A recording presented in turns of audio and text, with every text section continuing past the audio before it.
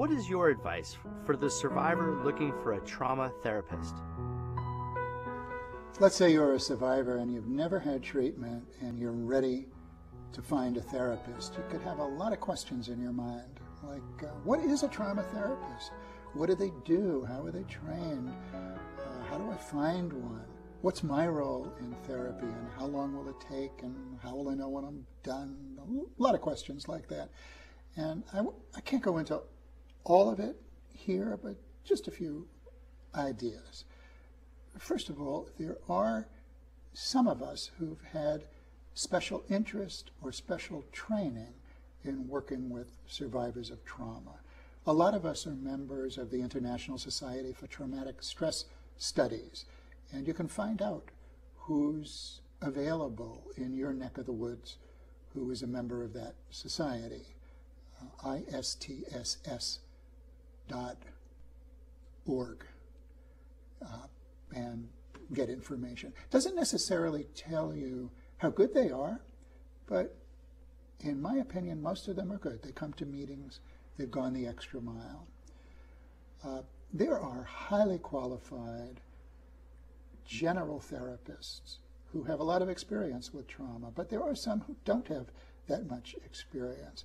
I think in general, when finding a therapist, it's good to call the medical school, if there is one in your area, and ask for the psychiatry department and find out who they recommend for a particular condition. It doesn't have to be a psychiatrist, but those academic departments tend to know the highly qualified, highly reputable people. So I suggest getting in touch and asking around. There's a certain amount of shopping that's important to do, and you may have friends who've had positive or negative experiences, and you can try those out. There are, if you're a woman who's dealing with abuse, there are advocates in most communities through rape trauma centers and shelters, and they have a sense of which professionals have shown the expertise and the respect for their consumers, their customers. So that's another way. Unfortunately, there still are many general professionals who practice what they do no matter who their patient or client is, and trauma presents a particular set of challenges, and you want to find someone who has experience and has a good reputation in the field. I don't know what every trauma therapist does. What I do is I try to learn the general outlines of who the person is and what the trauma is without going into a lot of detail on the first visit. And I often say, you may or may not want to get into the details now. There'll come a time when we'll get there. And we'll get there when I know a little more about you and you know a little more about me. I'm trying to set a certain amount of comfort and confidence, security first. There will almost inevitably come a time when you'll tell a trauma story. And just telling it is important. Getting it out, putting it in words, having a knowledgeable, not just a sympathetic listener, but someone who's heard a range of life experiences like this. No experience will be exactly like yours, but someone who's had a range of exposure and who himself or herself won't be upset or won't carry the burden. A lot of people who come to therapy are afraid that they're going to cause their therapist a lot of pain, and they keep these stories in. So you want to know that the therapist can handle it, and that's something I try to establish early on.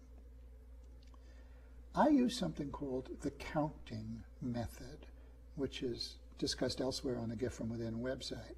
And other specialists use other methods, EMDR or prolonged exposure or brief exposure. Often we have to help you have your flashback, your bad memory, and have you learn how to control it, how to turn it off. So there usually will come a time when we'll do something that we've learned how to do over and over and over again that helps you deal with a memory that won't quit. And that's in general called exposure therapy. And you can read up on those, and you can ask a therapist before starting, do you use any form of exposure therapy? What do you do?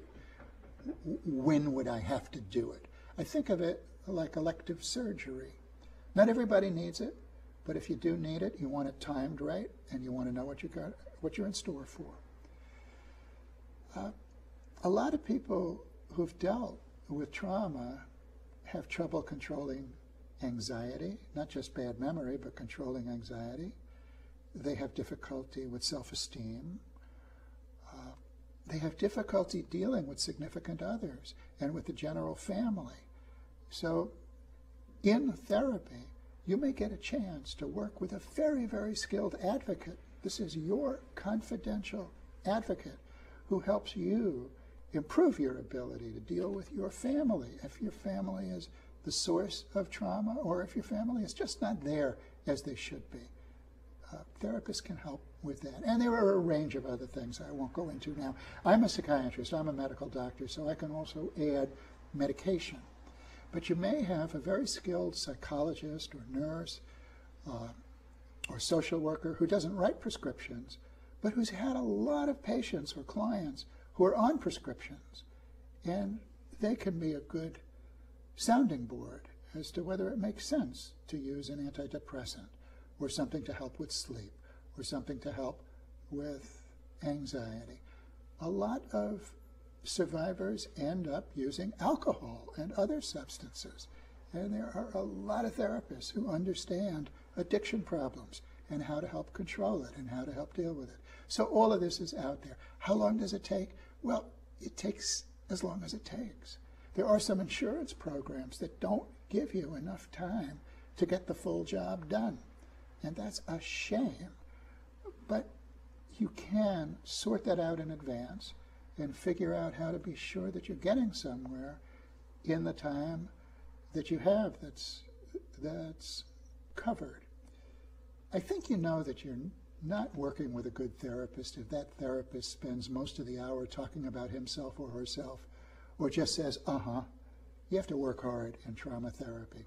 It's not psychoanalytic, where the therapist says nothing and eventually you deal with your unconscious. The problem in trauma is that reality is all too conscious. And you'll know when you're working with someone who is active and in there helping you. And let me add a little bit about your role as the client. It kind of goes without saying. You really have to be truthful with yourself. And that means in therapy, sooner or later, let it all hang out. Make sure you get there. You do have a certain role in being sure that this therapist is right for you. And sometimes therapists really make you work hard, and it's a bit painful. If you believe that your therapist is honorable, professional, and is working in your interest, I would say put up with the pain. It's going to be worth it. And the pain is relatively brief, but you are going to have to bring out sources of great discomfort at a physical, personal, spiritual level. Get that out and get there. There isn't a lot else that you're responsible for. But I guess I would say as a therapist, it helps me when I know that the person sitting in that chair takes responsibility for improving. I have a lot of responsibility too, but I just can't make it all happen, so I need to know you're in there with me. When is it over? How do you know that you've reached the point?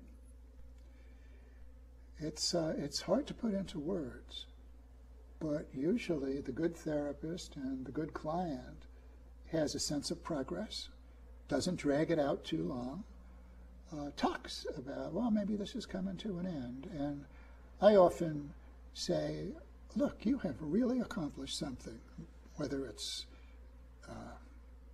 several weeks, several months, or several years. And we're getting toward the finish line.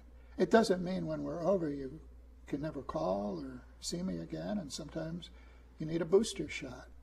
But you get there together, and you know when you're there. I just couldn't predict how long therapy would take in general. I can say that uncomplicated PTSD, nothing else but a single trauma. Say, I remember this couple who survived a light plane crash, and she had flashbacks and nightmares, and he didn't. Took them, I think, 3 weeks. Both of them came in together. Didn't take very long. I've dealt with parents of murdered children, and it's taken maybe 4 months. I'm thinking of a couple right now. I think 4 months. And then follow up, and I still provide medication to the mom. But don't have to see her. So there are some that I'm still seeing, and it's been years and years. So I hope this is helpful. I'm glad if you're going to get started. It usually means you've made a decision and you're on the path to improvement. And I think there's a lot of good advice out there on the web, and some of the best of it is on the Gift from Within website.